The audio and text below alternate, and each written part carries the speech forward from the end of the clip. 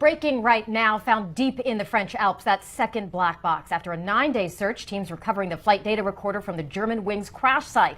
The black box recording vital details about those final minutes just before 27-year-old co-pilot Andreas Lubitz crashed that plane into the Alps. Hello, everyone. I'm Ty Hernandez in New York. Within the hour, the prosecutor from Marseille, France, Bryce Robin, addressing the discovery of that second black box, saying it was found by a woman this afternoon at the crash site. Its discovery confirmed by BEA investigators. As for its condition, the box was totally charcoal, meaning exposed to fire, but they're hopeful that the components can be analyzed. That box on its way now to Paris. They have also discovered 42 cell phones, which they hope to extract some information from. Those will also be analyzed. Joining us now via Skype, ABC News aviation analyst Christine Negroni. Christine, just how big a discovery is this second black box for officials?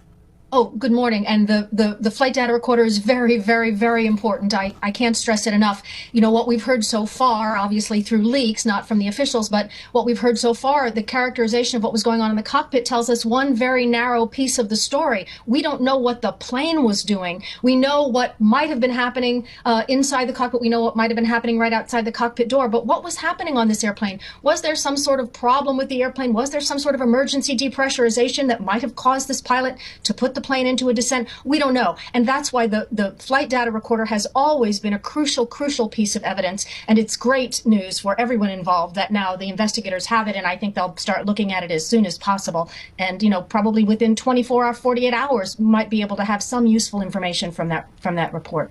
They've described it as severely damaged, charcoaled, in fact. It was so badly burned. But they're certainly built to withstand a crash like this, right? Oh, absolutely. You know, they're talking about the housing. You know, these flight data recorders are built to withstand just this. You know, there's an airplane crash, bad things happen to the box. That's why it's built the way it is. I'm not in any way worried that they're not going to be able to find information on the actual piece that contains the data. Given the information we have from the first black box found, is there really any expectation that something other than an intentional act took this plane down? Is that a possibility in terms of information we could find from the second black box? Well, listen, you know, there's two kinds of investigations. There's an investigation in which people are trying to look for criminal culpability. That's what's been going on. But the investigation into what happened on this plane is supposed to, in an ideal world, not take any position about what happened. It's supposed to look at the facts and see where the facts take them. We have seen a tremendous off-the-rails investigation in which the prosecutor, within 24 hours of the crash, said what the pilot intended to do. That, in my opinion, is completely wrong-headed and not the way investigations are supposed to go. We're not supposed to decide what happened and then look for evidence to support it. And that is exactly what's happened in this case, with a tremendous rush to judgment, which is not to say it didn't happen that way. It might very well have happened that way. But the point is, this airplane is equipped with all sorts of clues, and those clues will lead us to what ultimately happened. We didn't need to make this complete snap judgment right off the gun with the CVR. It shouldn't have happened that way. I'm sure the air crash investigators out there are in agreement with me that it shouldn't have happened this way. But now, whatever's happened. That dog has left the shed. We now have a lot of information coming in addition to the flight data recorder, which will be crucial, containing much information about what was happening to the plane, what was happening to the flight controls.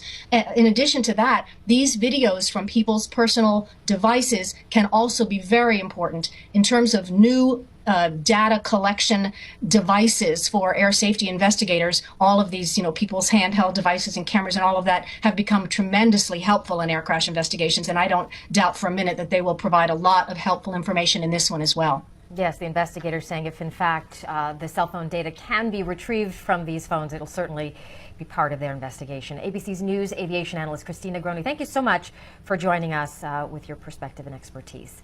And ABC's Alex Marquardt is following this story in Germany for us. He's going to have a full recap of today's news tonight on ABC's World News Tonight with David Muir. That's on your local ABC station. You can keep up with this story in real time by downloading the ABC News app and starring this story for exclusive updates on the go. I'm Ty Hernandez in New York.